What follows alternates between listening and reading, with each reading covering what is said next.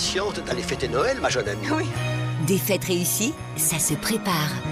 Je suis l'organisatrice en chef du spectacle de Noël. Il y a de grandes chances que je vienne assister à ce spectacle. Peut-être que j'aurai droit à un miracle. Ça ne marche que si tu sais ce que ton cœur désire. Une histoire de Noël inédite, chaque jour sur TF1. Je le crois pas. Est-ce que tout va bien, Votre Altesse? Votre Altesse. C'est une belle illustration de la magie de Noël.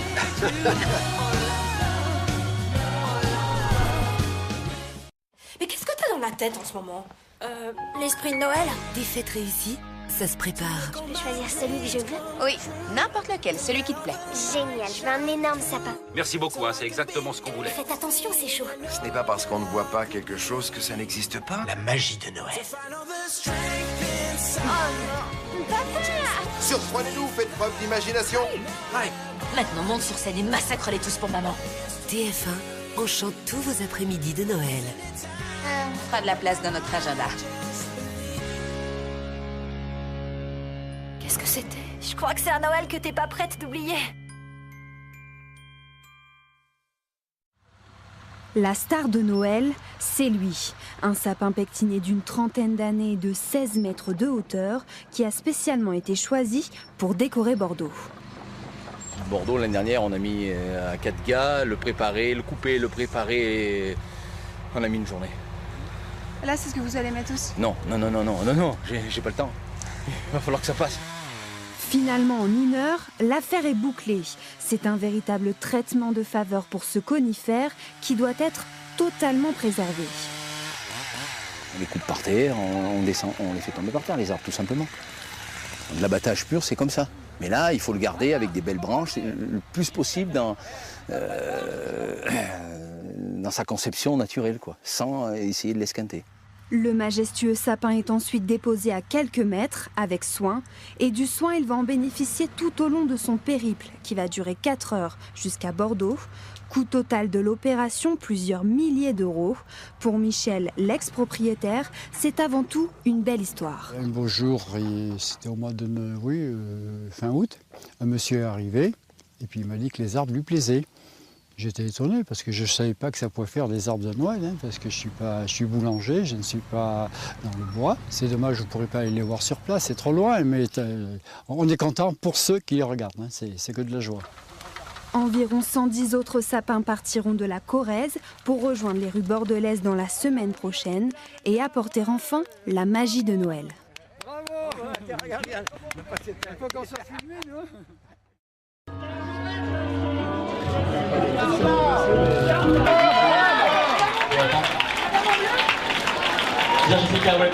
Joyeux Noël, right? Yeah. 3, 2, 1, 0. Jessica, right here.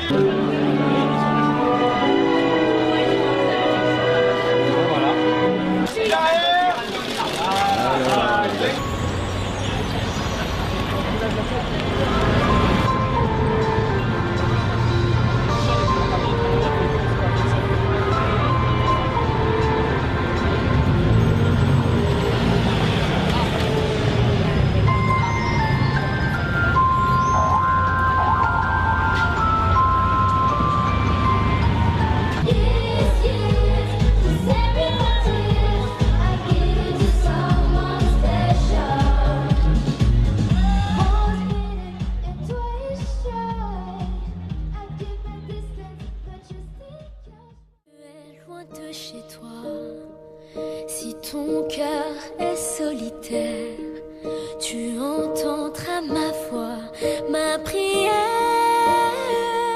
Sur l'album L'Esprit de Noël, je chante un titre original qui s'appelle Le plus beau Noël. Si tu fais de moi ton plus beau Noël. C'est une chanson qui fait assez Disney et moi qui adore Disney, j'ai vraiment adoré la chanter. Minuit sonne ma joie. Pour l'album L'Esprit de Noël, j'ai décidé d'interpréter Vive le vent. Dans l'album, je chante Mon beau sapin. C'est une chanson avec beaucoup d'émotion, elle est super belle et je suis super contente de pouvoir la chanter. J'interprète dans l'album le titre Last Christmas de George Michael. J'adore cette musique parce que ça exprime l'espoir, l'amour Et vraiment, je suis très fière de la chanter. Sur l'album, je chante une chanson qui s'appelle Petit Papa Noël. Une chanson très connue que même moi je chantais quand j'étais petite. Petit Papa Noël, quand tu descendras du ciel. Cette chanson, elle est magnifique. Tous les enfants la connaissent. Par milliers, n'oublie pas mon petit soulier. L'enregistrement de cette chanson s'est très bien passé. Je trouvais que c'était magique, qu'il y avait de la magie dans l'air et j'ai mis beaucoup de cœur. Sur l'album, j'interprète le titre Noël Blanc. C'est un titre que j'affectionne tout particulièrement parce que c'est un grand standard de Noël et j'étais hyper content de pouvoir l'interpréter. Scintillant la neige d'argent, Noël, mon beau rêve blanc. Je vous souhaite un merveilleux Noël. Profitez énormément, profitez de tout, profitez de vos proches, de la famille, des cadeaux. Profitez bien de votre famille parce que c'est le plus important et éclatez-vous.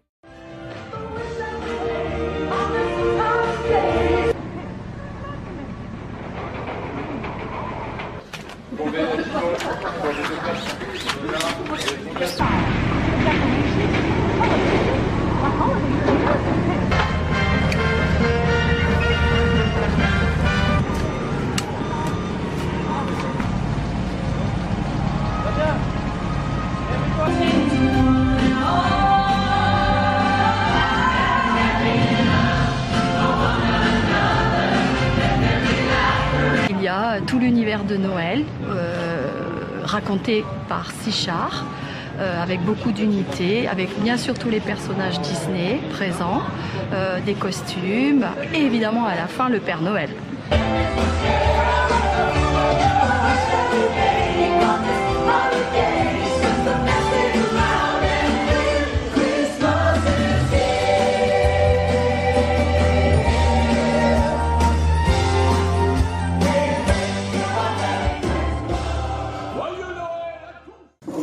Mes 3 petits bols que j'avais trouvés à Action. La boîte avec les petites sucettes donc, de Noël. Donc sur le frigo, j'ai mis... Alors ça, c'était des anciennes décos de l'année dernière. Là, j'ai mis le Papa Noël. Voilà. Donc dans le hall d'entrée, on a mis nos chaussettes. Et oui, ça fait beaucoup, on est 6. Et les chaussettes des toutous que j'ai trouvées à Action. On y est allé vendredi. Alors je vous dis tout de suite, il n'y avait plus grand chose pour Noël. Du coup je suis tombée sur ces petites chaussettes. Je me suis dit tiens, super sympa, je vais les prendre. On a mis donc le petit village qu'on avait trouvé à Action également. Qu'on allume derrière. Voilà. Donc ça c'est pour l'entrée. Je vais essayer de vous montrer le global. Donc ici, nous voilà avec le sapin. Au sol, on a mis le tapis qu'on avait trouvé également à Jiffy, mais Merry Christmas. C'est une petite déco comme ça. Je sais plus où j'avais trouvé celle-là. Je sais plus si c'était pas Action l'année dernière. Ensuite, en haut, j'ai mis donc ma couronne. Alors normalement, c'est une couronne de porte. C'est la couronne que je mets chaque année sur ma porte. Mais là, je sais pas, j'avais envie de la mettre au-dessus en fait de mon village. Donc il faudra que j'en rachète une pour la porte.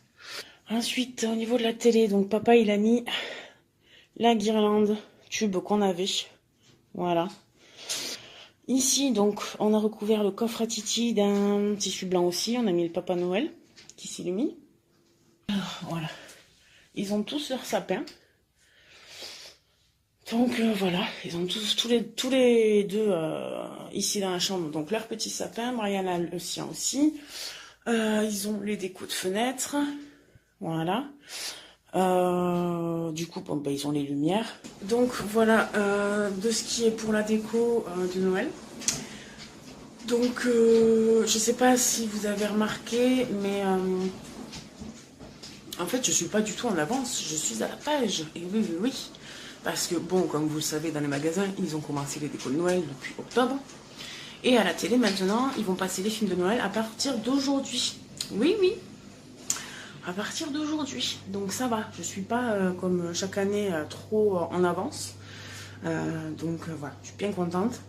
Bien bonsoir à tous, petite vidéo pour montrer que j'ai bien avancé ce soir. Il commence à pleuvoir, alors je vais me dépêcher. Vous voyez qu'ici, j'ai bien placé tout ça.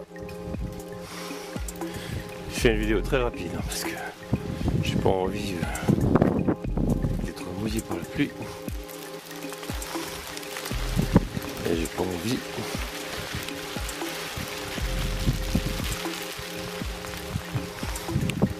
d'abîmer mon appareil photo. Voilà. On va éteindre tout ça. C'était juste pour vous montrer que ça progresse petit à petit.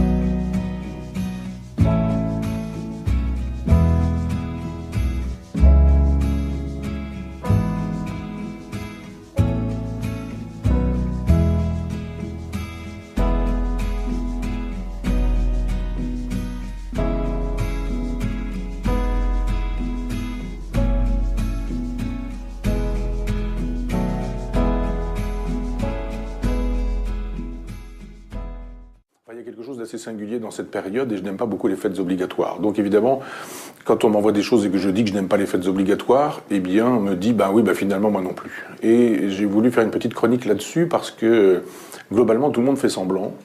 Et j'ai vraiment l'impression que le 25 décembre et le 1er janvier, du moins le 31 décembre et le 1er janvier, c'est plutôt la fête de l'hypocrisie.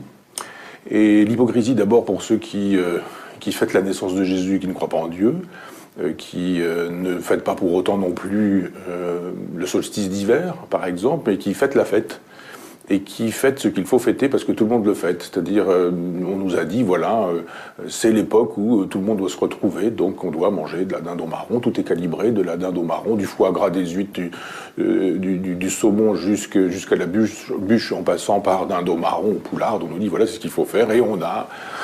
Alors que des choses essentielles se passent en Iran, on a des reportages sur des gens qui font des huîtres naturellement parfumées à la framboise, sur des individus qui nous font des démonstrations de cuisine en nous disant qu'on doit pouvoir s'y prendre comme ceci ou comme cela. J'ai fait l'autre jour une jolie dame avec un manteau de fourrure magnifique qui devait coûter 3 ou 4 SMIG, qu'elle avait sur le dos, qui est spécialisée en nourriture et qui tripotait de la bidoche avec ce manteau-là. On était dans des halles.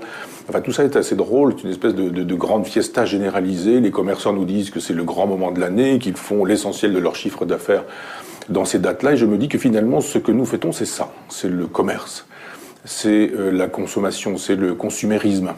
Et puis tous ces gens qui finalement reçoivent des cadeaux qu'ils n'aiment pas le 25 décembre, le 24 décembre au soir, et qui le lendemain remettent tout ça sur Internet. Les chiffres sont faramineux, des gens qui revendent ce qu'on leur a donné, c'est-à-dire qu'ils estiment que le cadeau ne signifie plus rien, de la même manière que les vœux en tirs groupés ne signifient plus rien, les cadeaux ne signifient plus rien non plus. Et puis c'est quand même la grande aventure de l'hypocrisie, puisque on nous dit, voilà, le soir de Noël, c'est la famille, et puis le soir du 31 décembre, ce sont les amis. Alors la famille, c'est quoi aujourd'hui ? Une époque où la famille, c'était pas bien compliqué, c'était une famille qui durait pour la vie entière, on divorçait très peu, rarement. Moi, je me souviens que petit garçon, il y avait dans ma classe un enfant de divorcé et que tout le monde le regardait avec un drôle d'œil. Et puis aujourd'hui, dans cette même école, c'est plutôt l'enfant dont les parents ne sont pas divorcés qu'on regarde d'un drôle d'œil.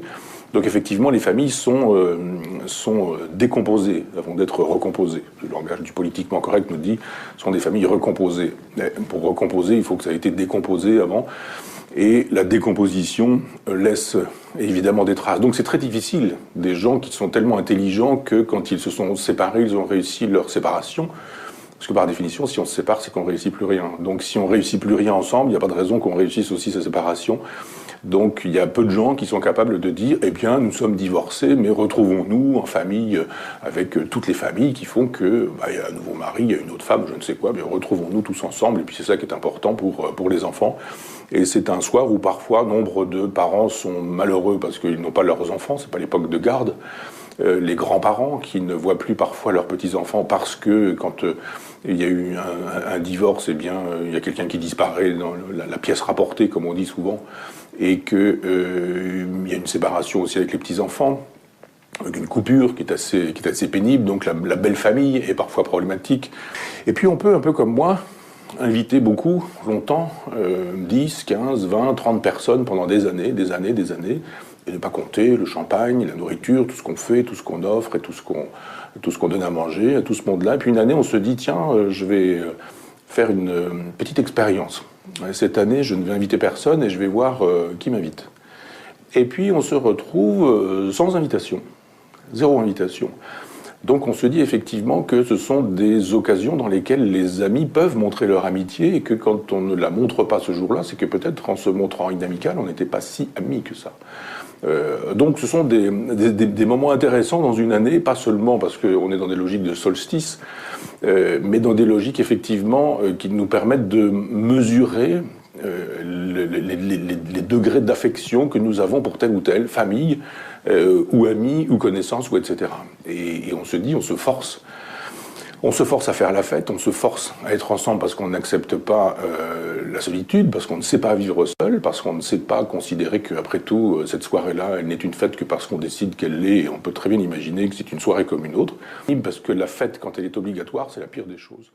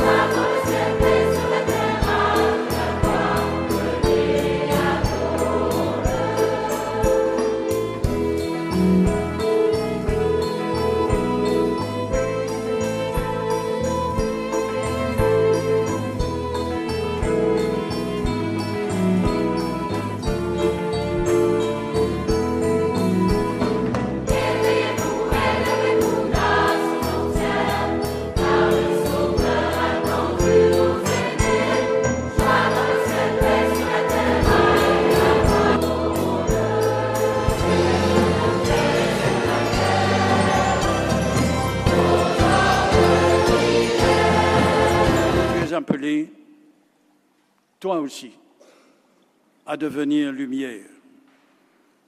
De la naissance à la mort, dans les joies et dans les peines, le visage de l'enfant Jésus, du Christ, sa sainte femme.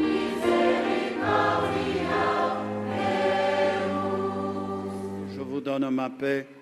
Ne regarde pas nos péchés, mais la foi de ton Église.